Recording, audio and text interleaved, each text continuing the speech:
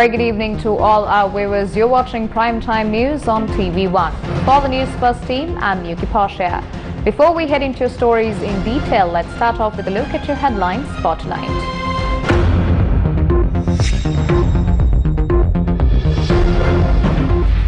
Sri Lanka rejects the proposal for any external initiatives established by Resolution 46/1. Foreign Minister informs the UNHRC. China says it opposes interference into Sri Lanka's domestic affairs under the guise of human rights. How did a stock of garlic belonging to Satosa end up in Kerolapitiya? 4 Satosa officials sent on compulsory leave. CID inquiry launched. Stop the sale of land belonging to the port. Trade unions warn of strikes. අපි ආණ්ඩුවට කියනවා අපිව පාරට ගෙන්න ගන්න එපා. වහාම මේ කැබිනට් පත්‍රිකාව අකුල ගන්න කියන පණිවිඩය දෙනවා. Will the quarantine curfew be lifted after the 21st of September? A petition submitted against the appointment of Ajit Niwad Cabral.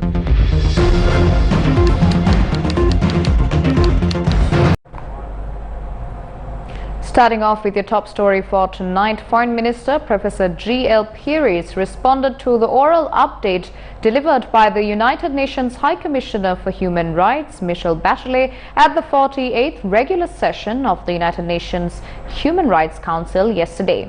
Now, speaking at the session, the Sri Lankan Foreign Minister rejected proposals for external mechanisms as set out in Resolution 46/1. Let me begin by reiterating our strong and continued cooperation with this Council and the United Nations mandated human rights system in keeping with our Constitution and our international obligations voluntarily undertaken.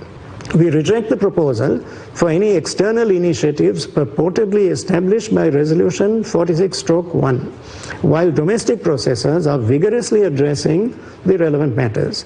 This will polarize our society as we experienced with Resolution 30/1. The Council must adhere to its founding principles.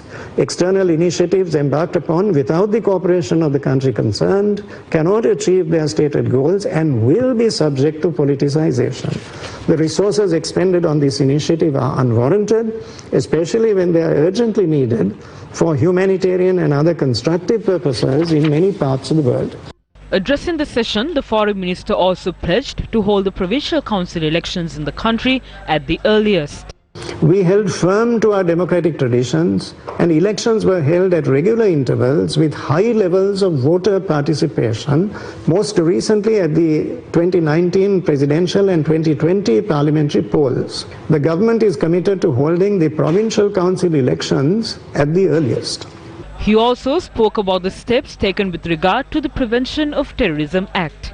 A cabinet subcommittee was appointed to revisit the PTA and to bring it in line with international norms and best practices. A report will be submitted to the Cabinet of Ministers at the end of this month. An advisory board was appointed to look into cases of detention under the PTA and to make recommendations to deal with such cases expeditiously. Speedy disposal of cases under the PTA is also taking place.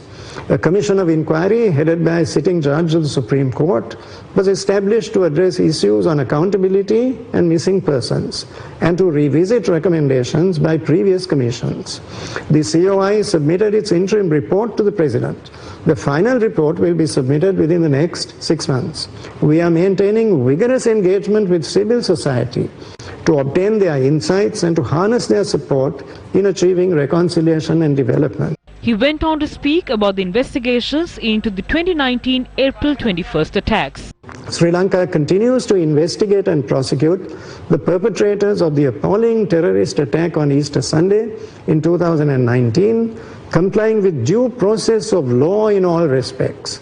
As always, we will remain vigilant in combating terrorism and protecting Sri Lankans of all religions. The Foreign Minister said Sri Lanka is committed to achieving tangible progress on issues relating to accountability, reconciliation, human rights, peace and sustainable development. Under the current and pressing challenges of the COVID-19 pandemic, we consider it a basic duty of a government to ensure the uninterrupted supply of commodities essential to the life of the community. We are open in acknowledging our challenges, and as a responsible and democratic government, we are committed to achieving tangible progress on the entire range of issues relating to accountability, reconciliation, human rights, peace, and sustainable development. Meanwhile, the core group on Sri Lanka also issued a statement during the general debate at the 48th session of the UNHRC. Statement is by the core group on Sri Lanka. We'd like to thank the High Commissioner for her update on Sri Lanka and call for the OHCHR to be granted the resources needed to implement Resolution 46/1. We continue to stress the importance of a comprehensive reconciliation and accountability process. There have been increased limitations on civic space, including reports of surveillance and intimidation of civil society groups, intimidation of journalists, and reprisals against those protesting peacefully. We stress the importance of providing a safe and enabling environment for civil society actors. We also remain concerned about the ongoing detention of human rights lawyer Hijaz Hizbullah and the poet and teacher Anaf Jazim under the Prevention of Terrorism Act. We call on Sri Lanka to cooperate fully with the High Commissioner and remain ready to support the government on the implementation of Resolution 46/1. China's permanent representative to the UN also spoke about Sri Lanka during the general debate. China commends the Sri Lankan government for actively promoting and protecting human rights, promoting national reconciliation and combating terrorism. We are against the interference by countries concerned in Sri Lanka's domestic affairs under the excuse of human rights. Pakistan's permanent representative to the UN had this to say. Pakistan takes note of the High Commissioner's oral updates on Afghanistan and Sri Lanka. The Council must not forget the sufferings of Sri Lankan people in their struggle against foreign-sponsored terrorism. We call for genuine dialogue and cooperation with Sri Lanka. I thank you. Ambassador of the Permanent Mission of Japan to the UN also spoke about Sri Lanka. With respect to Sri Lanka, while there is room for improvement in the areas of national reconciliation and human rights, we understand that the government is taking various measures, including investigation by the Commission of Inquiry and payment of compensation. It is important that Sri Lanka continue to take voluntary actions and that the international community support Sri Lanka in this effort. I thank you, Madam President. Moving on, several government websites hosted on the Lanka government cloud had experienced a technical issue yesterday. The chairman of the Sri Lanka's Information Communication Technology Agency, or ICTA, said that the websites have been restored. Here are some of the sites on the Lanka government cloud that experienced technical difficulties yesterday. ICTA chairman Oshada Senanayaka, speaking to Newsfirst, said that the issue had taken place during the upgrade of this sensitive cloud system. The issue had taken place at a memory point of the Lanka government cloud environment, and the ICTA conducted maintenance operations to restore the system. The expansion of the LGC needs to take place in an expeditious manner as the digitization process in the country is taking place at a rapid pace due to COVID-19. The required infrastructure for this needs to be created soon. That is what we are trying to do. This incident happened last night, and I believe our team has taken steps to restore it to normalcy. The order issued by the Colombo Magistrates Court suspending the planned upgrade of the Lanka government cloud over the possible loss of forensic evidence related to the deleted data from the NMRA database hosted on the Lanka government cloud was lifted yesterday.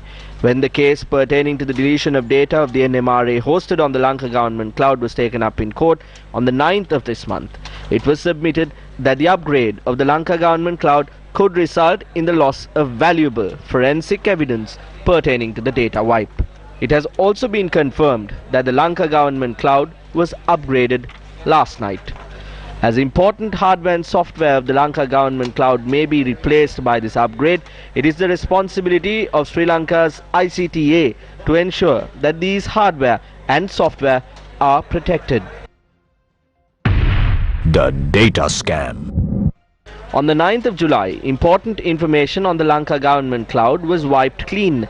Data relating to medicine and medical devices mysteriously disappeared from the system. The Lanka government cloud, managed by the ICTA, or Sri Lanka's Information Communication Technology Agency, is considered as one of the most secure clouds in Sri Lanka.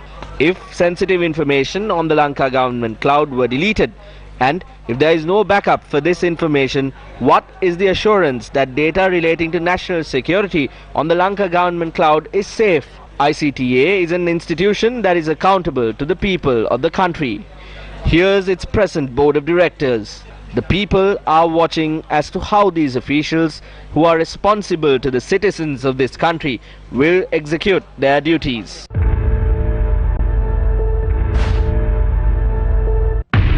The data scam. While there is a discussion about a data scam, information about a garlic fraud has also come to the fore. Now, 2 containers of garlic has been released from the port to another businessman under the pretext of giving them to Lanka Sathosa. The company that imported the goods lodged a complaint with the CID today regarding the incident. The garlic was imported into the country by Enricher Investment Lanka. The private company alleges that out of the 18 containers it had imported, 2 containers of garlic had been smuggled out of the port. Representatives of the company complained with the CID today. සිද්ධලා තියෙන ඇත්තටම මේ සතොසට බාර දුන්නයි කිව්වට නමුත් ඒක නිසියාකාරව ඒ ක්‍රියාදාමය සිද්ධ වෙලා. Though they claim this has been cleared for Sathosa, it has not happened that way. Several corrupt high officials of the port and Sathosa have sold these containers with essential items to a third party. The CID should carry out a proper investigation into this. While the process of deciding prices and discussing matters with the banks, because there is a dollar shortage in the country, these have been fraudulently sold to a third party. Some officials of Sathosa are involved in this. This is detrimental to businessmen. මේ ව්‍යාපාරිකයින්ට අගතිදායක කටයුත්තක් තමයි සිද්ධ කරලා තියෙන්නේ. Why did the Consumer Affairs Authority conduct a surprise inspection on the 9th of September on essential food items, including this stock of garlic? We got a tip-off on the 9th from employee of Sathosa stating that there is an illegal transaction taking place at the Sathosa warehouse in Valisara. So we immediately sent our team to check on this. And we found that they have sold 2 containers amounting to almost 56,800 kilos of garlic. So after doing the preliminary investigations, we've concluded that they have done an illegal transaction because we also found that the store manager has been directed by the head office of Sathosa to release the consignment without invoices, which is illegal by any transaction, and they have paid cash amounting to 7.4 million. So this is a government institution. We need to really investigate how that happened. We have already informed the CID to conduct a thorough investigation. The decision taken by the cabinet to provide essential commodities to the public at concessionary prices through Sathosa outlets also influenced the release of the stock of garlic. Investigations carried out by the Consumer Affairs Authority revealed that a businessman had illegally sold 56,000 kilograms of garlic in 2 containers released from the port. The CID, conducting further investigations, carried out a raid today as well. So the same consignment what was sold on the 9th was found today at a location in Sidua, where we got a tip-off saying the consignment was idling at a warehouse. We sent our officers and we found the CID has already taken the 2 containers into their custody, but there are reports that the containers have been unloaded and they are selling the garlic to outside vendors through this particular warehouse.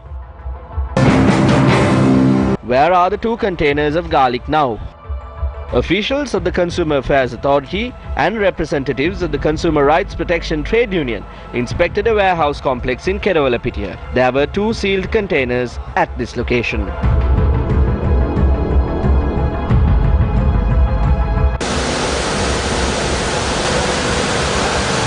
We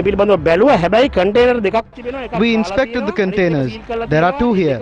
One is sealed. The other one has been unloaded then sealed. The items have come through the port, but this has been cleared without proper documents. Be careful when you consume garlic. The Consumer Affairs Authority inspected 2 containers. They did not inspect the garlic and arrested these people.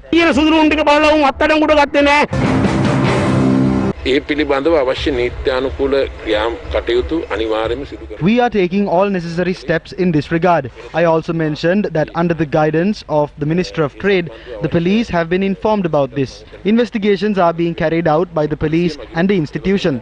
The perpetrators will be punished irrespective of their rank.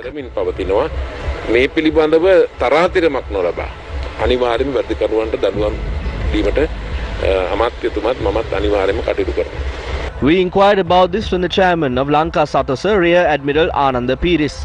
He said that 4 officers have been sent on compulsory leave from yesterday in connection with the garlic fraud. He stated that he would receive a report of an investigation carried out by the institute tomorrow and that further action would be taken accordingly.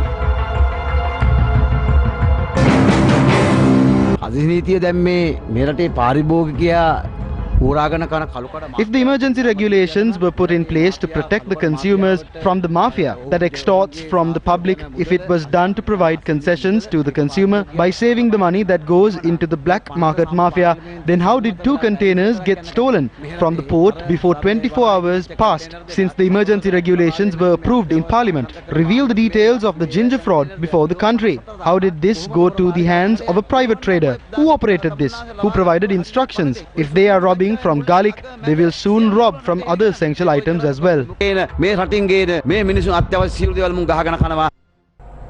Trade Union Collective of the Energy, Petroleum and Port against the selling of national assets convened a joint media briefing today.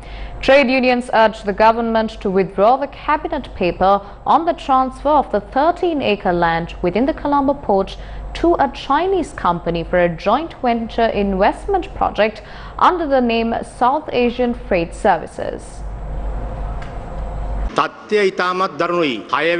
The current situation is critical. President is approving cabinet papers without the knowledge of its ministers. On the 6th of this month, the Secretary has tabled a paper on this regard to the Cabinet without any prior notice given to its members. The next day morning, the Cabinet paper has been approved. The Cabinet members have become just scarecrows now. Liquefied natural gas is the main component used in generating electricity. Now the monopoly on the supply of this gas is being given to the American Fortress Company. On the other hand, they have sold the Kerala power plant to America. With the support and consent of the government, the Americans have been able to gain control of a vital energy unit in our country. Trade union actions are our last resort to defeat these moves. The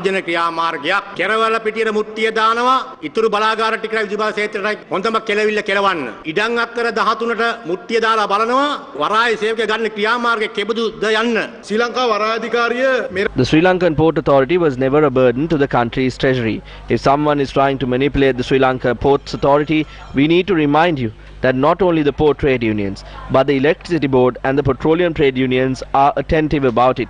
If you think that they will develop this country by bringing back a person who robbed the central bank and by selling off these valuable assets, it's nothing but a delusion.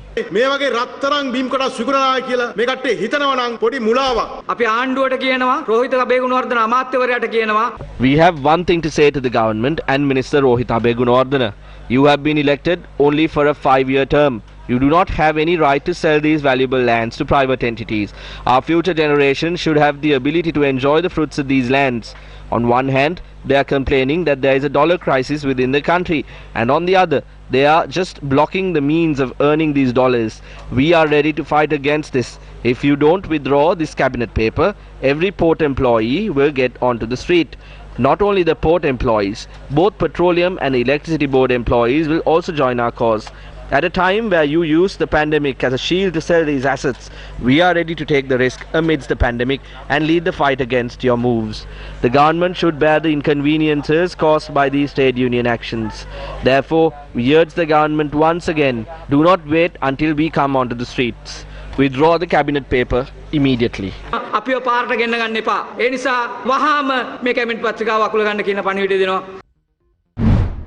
They are claiming that a perch is being given for 800,000. They have not seen this. If we are giving this for 800,000 rupees, then even a common man in Sri Lanka can come and get it. Anyone would have bought it for that value. These are blatant lies. The JVP has the ability to create lies and spread them. We are attracting foreign direct investments to Sri Lanka. There are 5 terminals and there will be 3 new additions to this port. This will be the most powerful port in Asia. We need a hub here to provide freight services. There will be a freight services center that will be set up here as a public-private partnership. We will have complete ownership of it in 35 years. They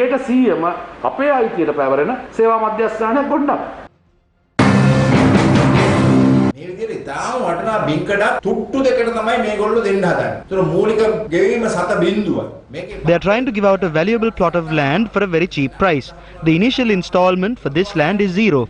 As for the rent, they are only changing 850,000 rupees. This land is within the Colombo port. I don't think you can lend a 13-acre land for this price even from Bintanna or Mahiyangana. According to our calculations, the actual rent value of this land is around 65 million rupees. Currently, our country is being manipulated by Jinping, and our politicians of the ruling factions, after taking yuans from Jinping, are now working according to the whims and fancies of him.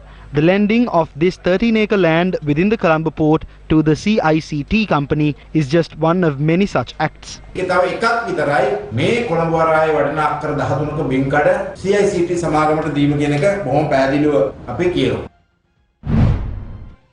While the intellectuals and trade unions claim that the government is selling national assets to earn money, the ruling faction today made a revelation on how they intend to earn money. We are aware that Minister Basil Rajapaksa will be submitting a budget proposal in November that will be well accepted by all. It will contain all the factors required to develop the country, the manufacturing sectors, and positively increase food manufacturing. It will be a budget that no one anticipated and will bring in a revolutionary change to the country. It will be like the Aladdin's magic lamp. This I say with much responsibility, and we would like to inform this to the politicians who sling mud at us.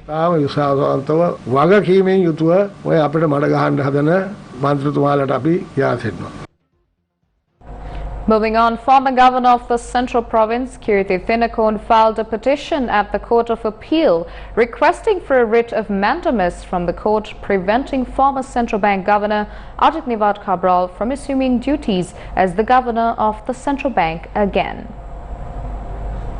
The petitioner has named Ajit Niwat Cabral, Secretary to the President Dr. P. Vijayasundara, Minister of Finance Basil Rajapaksa, Deputy Governor of the Central Bank TMAJYP Fernando, the Attorney General and the Inspector General of Police as respondents.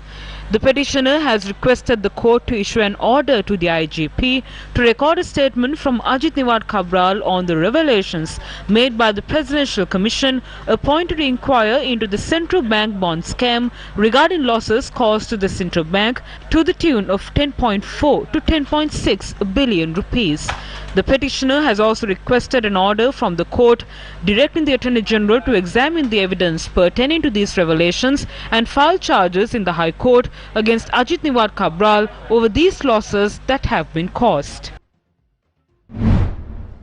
Opposition leader Sajid Premadasa said it is imperative that the central bank, which is responsible for making policy decisions on fiscal reserves, be kept separate from political influence. Issuing a release, the opposition leader said the country is currently faced with complications pertaining to settling debts, an economic crisis and an acute foreign reserve shortage. Appointment of Ajit Niwat Cabral, who was the former State Minister of Finance and a parliamentarian representing the SLPP in the current economic crisis and the severe foreign exchange deficit that our country is facing in the face of debt repayment problems, has further created economic confusion and distrust in our country among the international financial community.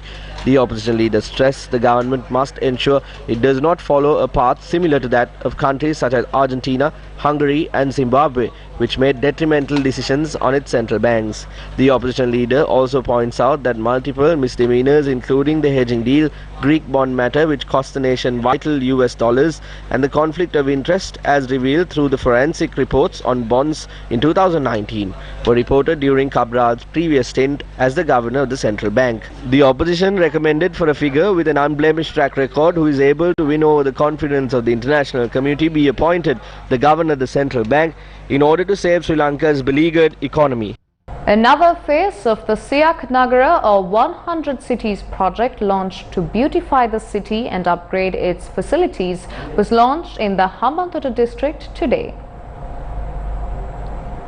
The Urban Development Authority has allocated 200 million rupees for each city for this project. The proposed car park and the landscape development project in Ranna town under the Hambantota project was launched under the patronage of Minister Namal Rajapaksha. The cost of this project is over 14 million rupees.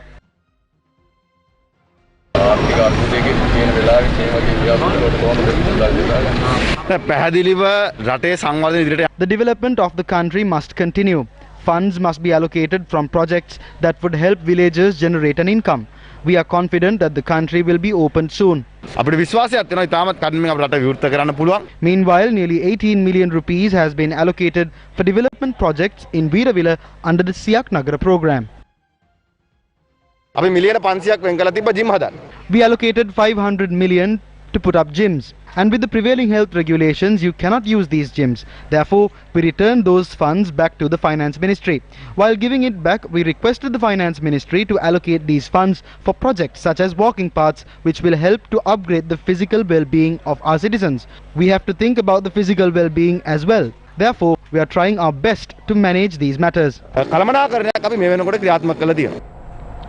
Meanwhile, the Prajapathumpura village in Mathugama was set up to house people who were affected by the tsunami in the region. Now, these people do not even have water to drink. The ruthless tsunami washed everything away from their lives, and these villagers ended up here in Prajapathumpura. Now they have to travel for miles to find water to drink. They use rainwater for their other purposes.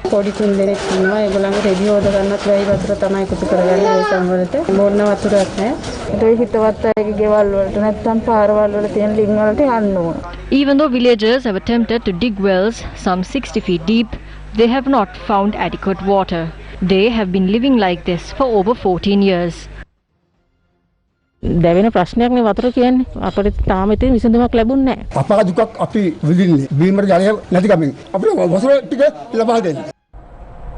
Yesterday, we brought to you a story about the residents of Urubandiweva in Rithi Malayada who are desperate for water. Not even 24 hours later, Gammadda, together with the chairman of the Puredale Private Limited, Mr. Lakshman Veerasurya, and his wife joined hands to help quench the thirst of the people in this area.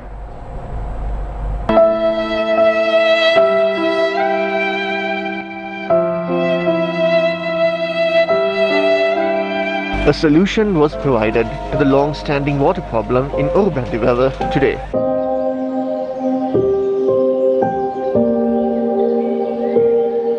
We tried contacting the Pradesh Sabha for 2 weeks to provide drinking water to these people. However, a solution was not provided. The authorities did not come forward to provide a solution. However, Gammadda was able to resolve it.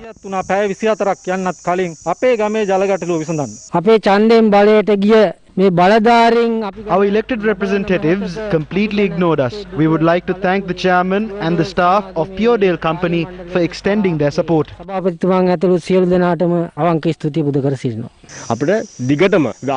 were promised water every day until the next rainy season. This is very important because of the severe water shortage in the area. The commitment and consistency displayed by the residents of Rithi Malayada to overcome the challenges they face is an example to the nation.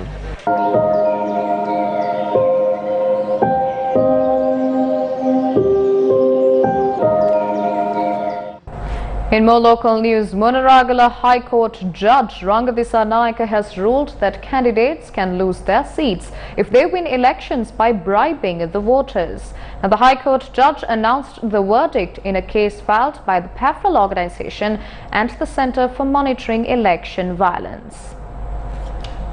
The case was filed based on an incident where a provincial council candidate from the Monaragala district bribed voters. According to the judgment delivered by the Monaragala High Court Judge Ranga Disanayaka, the candidate in question will be removed from his seat and the candidate who received the next highest number of votes will be appointed. According to the PAFRL, the Right to Information Act was of immense support in obtaining this judgment. We would like to identify this as a win for the entire nation. It is a win for the people who love democracy. With this judgment, we are able to disapprove of the social norm saying that those who are economically strong can spend money and win elections. We face this case amidst many difficulties. We would like to define this moment as a victory for everyone who admire the democracy of this nation.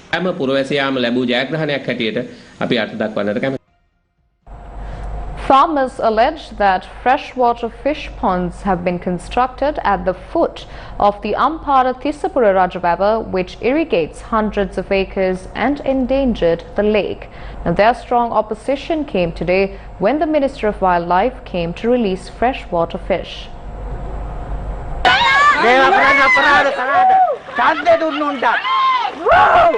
මේ වනජීවිය මොකද්ද උගේ ඇමතිකම ලංකාවේ කොහෙවත් බාලු කයිද නියම ඇමතිවරයෙක් නම් එන්න ඕන අපේ ළඟට ඕගොල්ලෝට ඉතින් ප්‍රශ්නය අහන්න තොපිට ಜಾති හරියන්නේ මේ කරන අපරාධෙට තොපිට ಜಾති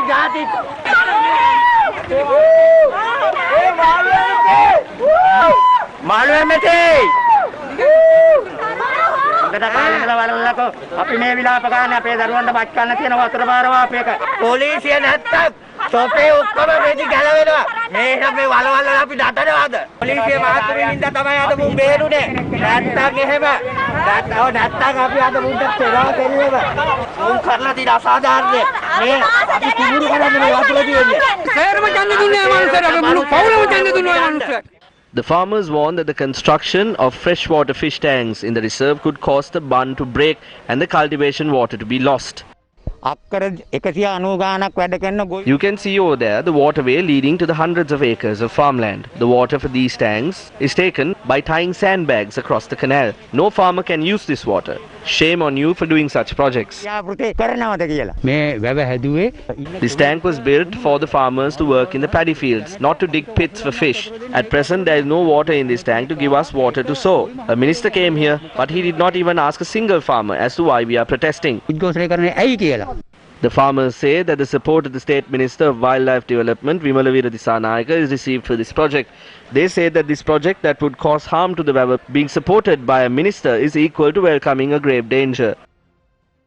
The government officials are the owners of this. Then this is a private business. Can government officials use public property? This is a forest reserve. This is the reserve part of the dam. This is not in any way uplifting the farmer, but the opposite of it.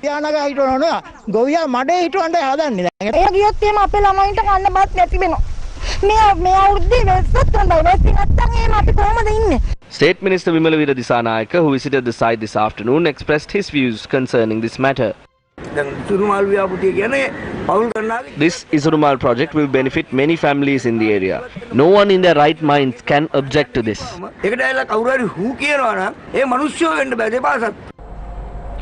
Will the quarantine curfew be lifted on the 21st?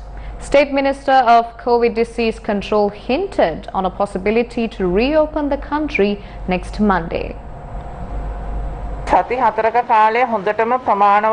weeks is quite enough. The number of infections and fatalities is declining gradually. Therefore, I don't think the lockdown will continue after Monday.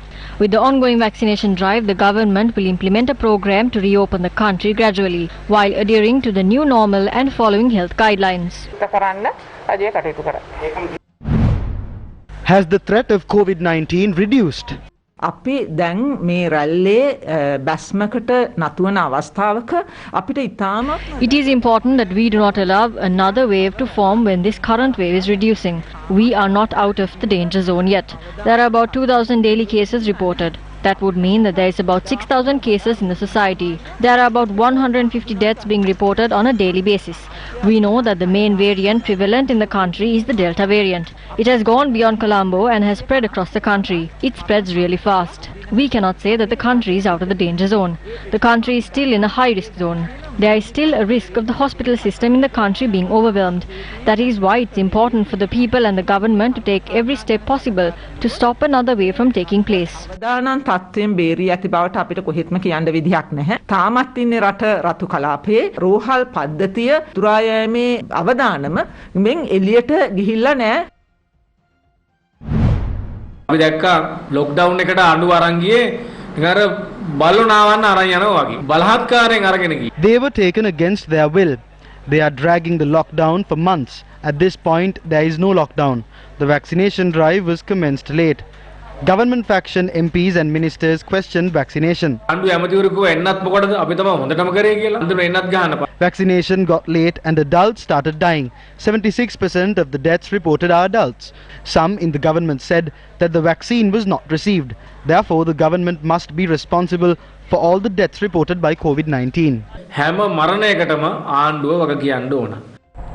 A meeting between the United Nations resident representative in Sri Lanka, Hannah Singer, and the Honourable Justice Minister Ali Sabri was held at the Ministry of Justice today. Now, the discussion focused on the amendments to the laws of the country, the measures taken to make the administration of justice more effective, as well as the inmates in prison. Now, in particular, the rehabilitation of drug addicts and the assistance that could be provided to them through the United Nations Development Programme were discussed.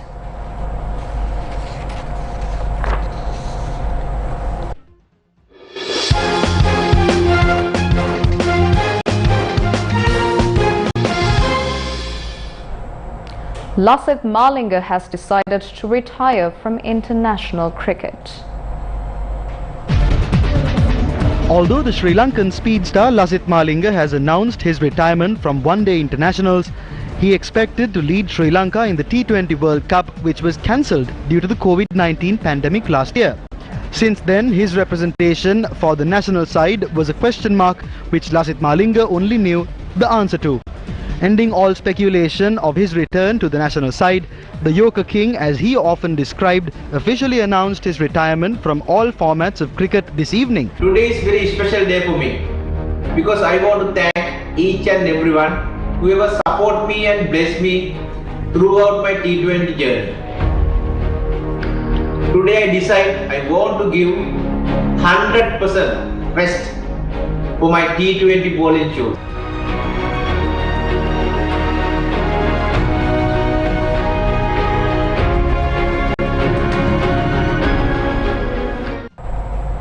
The success of all Sri Lankans living across the world is a pride to us.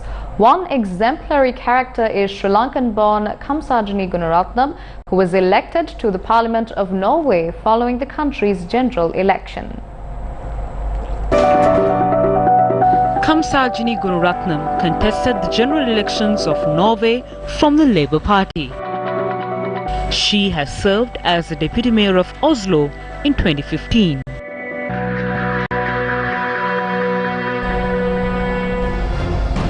And with that, it's a wrap of primetime news here on TV1. For the News First team, I've been Miyuki Portia, along with our sign language interpreter Brian De Cruz via Zoom. Take care and good night.